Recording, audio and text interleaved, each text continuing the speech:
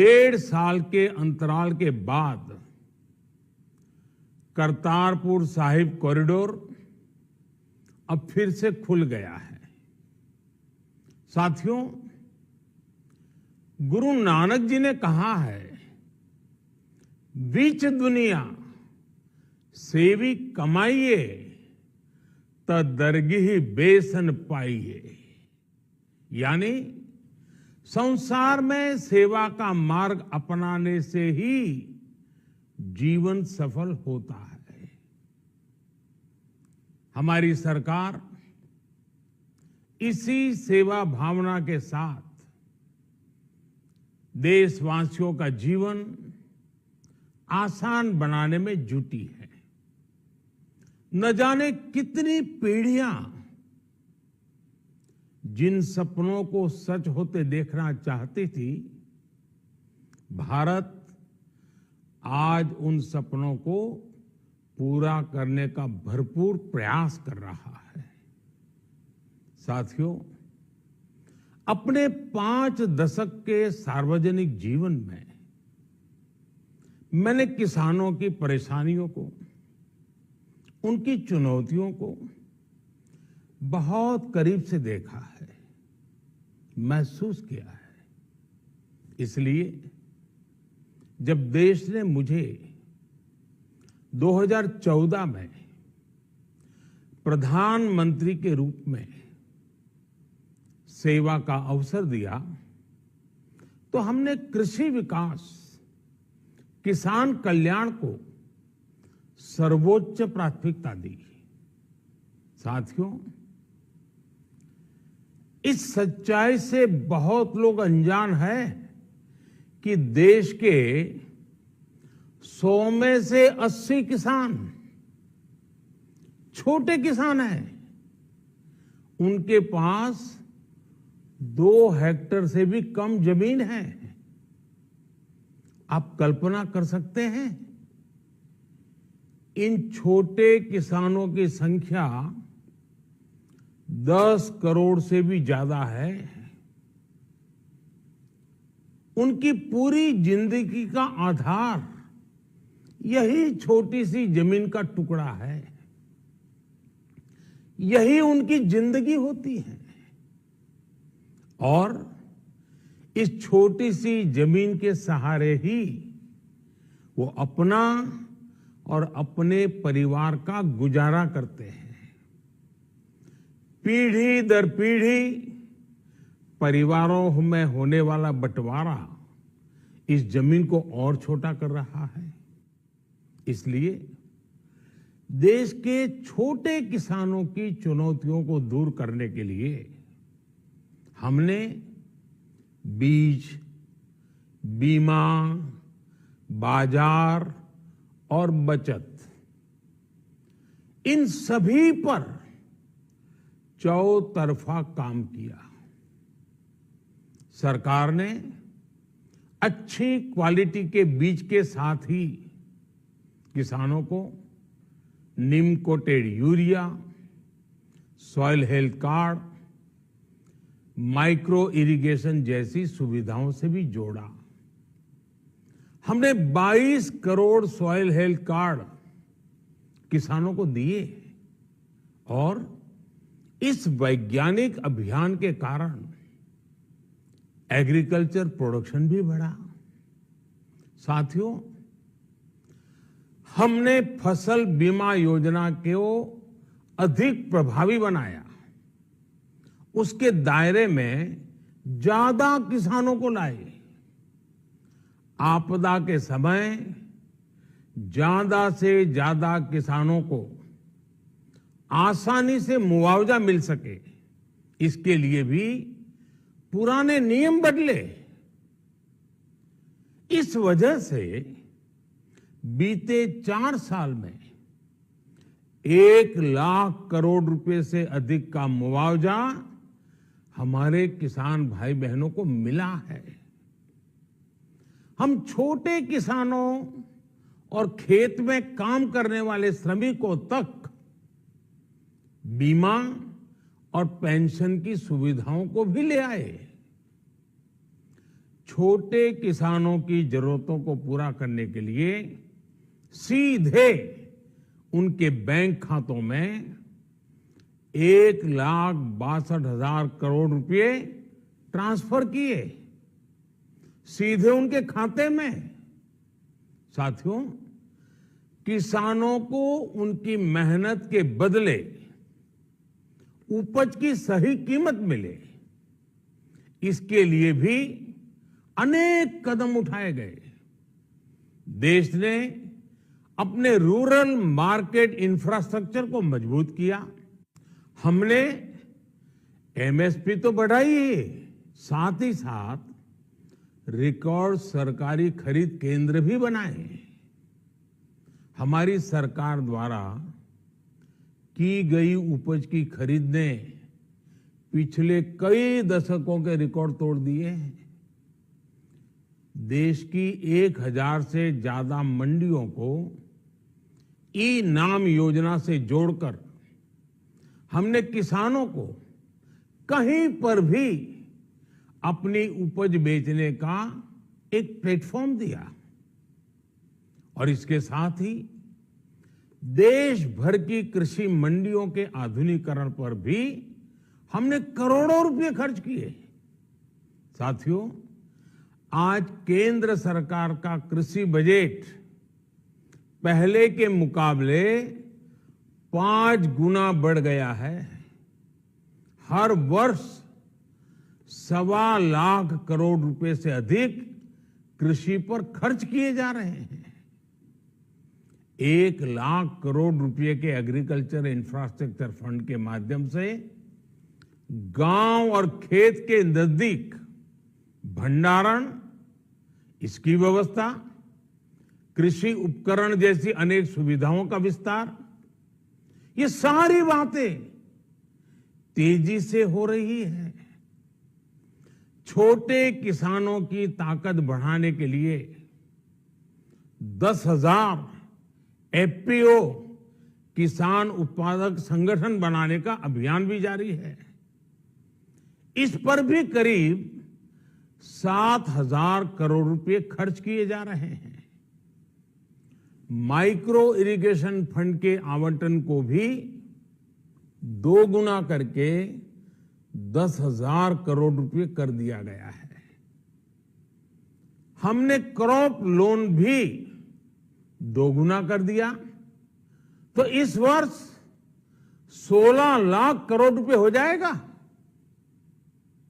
अब पशुपालकों को मछली पालन से जुड़े हमारे किसानों को भी किसान क्रेडिट कार्ड का लाभ मिलना शुरू हो गया है। यानी हमारी सरकार किसानों के हित में हर संभव कदम उठा रही है, लगातार एक के बाद एक नए कदम उठाती जा रही है।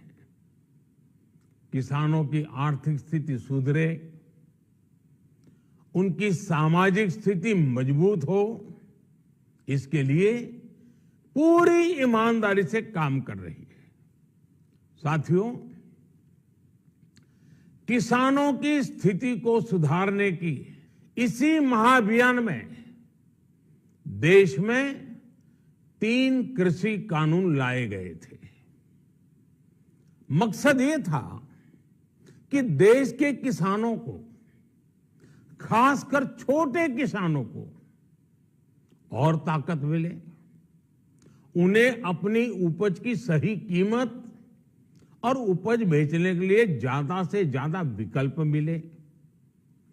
बरसों से ये मांग देश के किसान, देश के कृषि विशेषज्ञ, देश के कृषि अर्थशास्त्री, देश के किसान संगठन लगातार कर रहे थे। पहले भी कई सरकारों ने इस पर मंथन भी किया था। इस बार भी संसद में चर्चा हुई, मंथन हुआ और ये कानून लाए गए। देश के कोने कोने में कोटि कोटि किसानों ने, अनेक किसान संगठनों ने इसका स्वागत किया, समर्थन किया। मैं आज उन सभी का बहुत बहुत आभारी हूं, धन्यवाद करना चाहता हूं। साथियों, हमारी सरकार किसानों के कल्याण के लिए, खासकर छोटे किसानों के कल्याण के लिए, देश के कृषि जगत के हित में, देश के हित में, गांव गरीब के उज्जवल भविष्य के लिए पूरी सत्यनिष्ठा से, किसानों के प्रति पूर्ण समर्पण भाव से, नेक नियत से ये कानून लेकर आई थी। लेकिन इतनी पवित्र बात, पूर्ण रूप से शुद्ध किसानों के हित की बात, हम अपने प्रयासों के बावजूद कुछ किसानों को समझा नहीं पाए। भले ही किसानों का एक वर्ग ही विरोध कर रहा था, लेकिन फिर भी यह हमारे लिए महत्वपूर्ण था। कृषि अर्थशास्त्रियों ने, वैज्ञानिकों ने, प्रगतिशील किसानों ने भी उन्हें कृषि कानूनों के महत्व को समझाने का भरपूर प्रयास भी किया। हम पूरी विनम्रता से, खुले मन से उन्हें समझाते रहे। अनेक माध्यमों से व्यक्तिगत और सामूहिक बातचीत भी लगातार होती रही।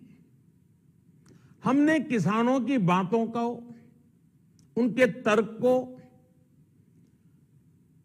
समझने में भी कोई कोर कसर बाकी नहीं छोड़ी। कानून के जिन प्रावधानों पर उन्हें ऐतराज था, सरकार उन्हें बदलने के लिए भी तैयार हो गई। 2 साल तक हमने इन कानूनों को सस्पेंड करने का भी प्रस्ताव दिया।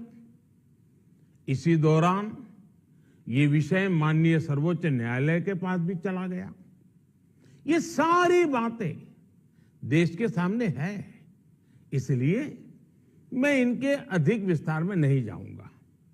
साथियों, मैं आज देशवासियों से क्षमा मांगते हुए सच्चे मन से और पवित्र हृदय से कहना चाहता हूं कि शायद हमारी तपस्या में ही कोई कमी रही होगी, जिसके कारण दिए के प्रकाश जैसा सत्य कुछ किसान भाइयों को हम समझा नहीं पाए। आज गुरु नानक देव जी का पवित्र प्रकाश पर्व है।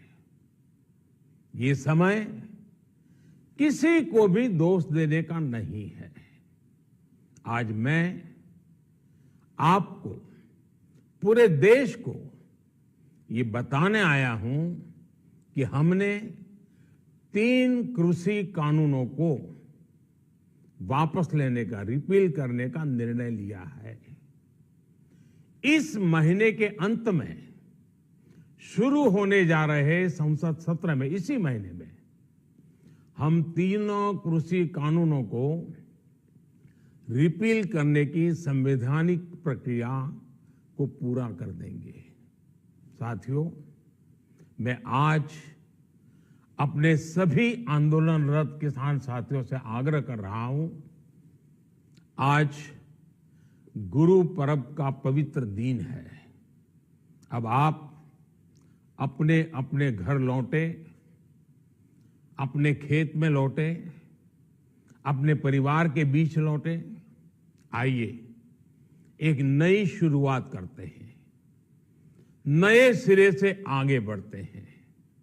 साथियों, आज ही सरकार ने कृषि क्षेत्र से जुड़ा एक और अहम फैसला लिया है।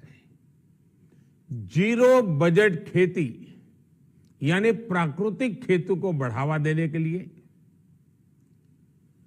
देश की बदलती आवश्यकताओं को ध्यान में रखकर क्रॉप पैटर्न को वैज्ञानिक तरीके से बदलने के लिए एमएसपी को और अधिक प्रभावी और पारदर्शी बनाने के लिए ऐसे सभी विषयों पर भविष्य को ध्यान में रखते हुए निर्णय लेने के लिए एक कमेटी का गठन किया जाएगा। इस कमेटी में केंद्र सरकार, राज्य सरकारों के प्रतिनिधि होंगे, किसान होंगे, कृषि वैज्ञानिक होंगे, कृषि अर्थशास्त्री होंगे। साथियों, हमारी सरकार किसानों के हित में काम करती रही है और आगे भी करती रहेगी। मैं गुरु गोविंद सिंह जी की भावना में अपनी बात समाप्त करूंगा। देहि शिवावर मोहे इहे, शुभ कर्मन ते कबहू न टरो। हे देवी, मुझे ये वर दीजिए कि मैं शुभ कर्म करने से कभी पीछे ना हटूं। जो किया किसानों के लिए किया, जो कर रहा हूं देश के लिए कर रहा हूं। आप सभी के आशीर्वाद से मैंने मेहनत में पहले भी कोई कमी नहीं की थी। आज मैं आपको विश्वास दिलाता हूं कि अब और ज्यादा मेहनत करूंगा ताकि आपके सपने साकार हो सके, देश के सपने साकार हो सके। आपका बहुत बहुत धन्यवाद। नमस्कार।